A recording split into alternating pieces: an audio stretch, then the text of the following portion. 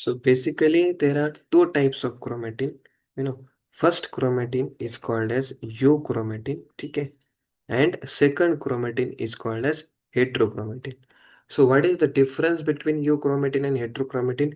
You can see here कि यहाँ पे euchromatin में आप देख सकते हो कि बहुत कम हिस्टोन है, लेकिन आप देख सकते हो कि हेट्रोक्रोमेटिन में ज़्यादा हिस्टोन है। अगर कम हिस्टोन है तो आप देख सकते हो कि यहाँ पे डीएनए की पैकेजिंग जो है वो ज़्यादा कॉम्पैक्ट नहीं हुई है, लूज हुई है। ज़्यादा हिस्टोन मानो ज़्यादा पैकेजिंग। देखो, इतने से ही एरिया में अगर आप देखोगे तो कम हिस्टोन है, कम डीएनए है और लूजली पैकेजिंग है। तो देखो, कम डीएनए है, लेकिन यहाँ पे अगर देखोगे तो ज़्यादा डीएनए है। अभी क्या है ना, डीएनए को आप एक स्पेशल डाई से कलर कर सकते हो। तो स्पेशल डाई का नाम है एसिटोकार्मिन। ये एनसीईआरटी में लिखा है क्या? नहीं लिखा है, ठीक है।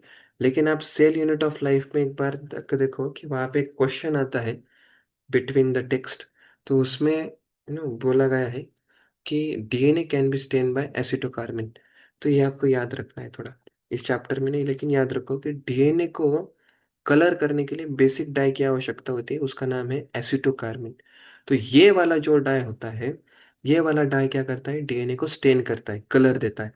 तो अगर कम डीएनए है तो कम कलर डीएनए को लगेगा, मतलब वो लाइटली स्टेन होगा। अगर ज्यादा डीएनए है तो ज्यादा कलर उसको लगेगा, मानो ये डार्क स्टेन है।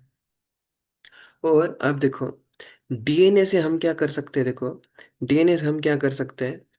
आरएनए बना सकते हैं। मानो कि मैंने क्या किया, अगर मुझे डीएनए से अगर मुझे आरएनए बनाना है, ठीक है, याद रखो, तो मुझे एक एंजाइम की आवश्यकता होती है। उस एंजाइम का नाम है आरएनए पॉलीमरेज।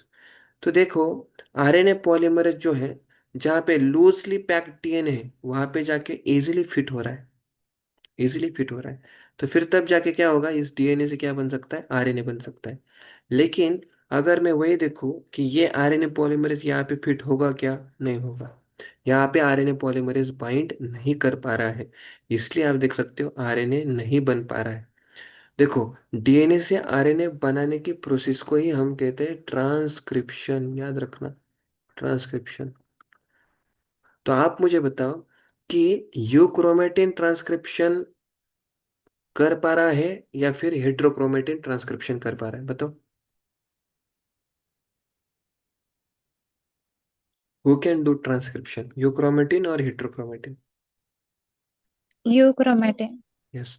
तो फिर यूक्रोमेटिन को हम क्या कहते हैं? Transcriptionally active chromatin. जबकि हेट्रोक्रोमेटिन को हम कहते हैं ट्रांसक्रिप्शनली इनएक्टिव क्रोमेटिन, ऐसा करके। तो आप यही इंफॉर्मेशन जो है आप यहाँ पे पढ़ सकते हो अच्छी तरीके से। तो आप यहाँ पे देखो, यूक्रोमेटिन है। यूक्रोमेटिन मतलब, आप देखो, न्यूक्लियस में कुछ ऐसे क्रोमेटिन होते हैं जो कि लूजली पैक्ड होते हैं, जिनका कलर स्टेन लाइट होता है, जिनमें हिस्टोन प्रोटीन कम होता है, डीएनए कम होता है, जो ट्रांसक्रिप्शनली, देखो, यूक्रोमेटिन जो होता है वो ट्रांसक्रिप्शनली एक्टिव होता है, ठीक है। ऐसे क्रोमेटिन को आप कहो यूक्रोमेटिन। लेकिन जो डेंसली पैक होते हैं, ज़्यादा उनको हिस्टोन प्रोटीन की आवश्यकता होती है डेंस पैकिंग के लिए, उनका स्टेनिंग भी डार्क होता है, और जो ट्रांसक्रिप्शनली इनएक्टिव होते हैं, इनको आप कहो हेट्रोक्रोमेटिन, ठीक है।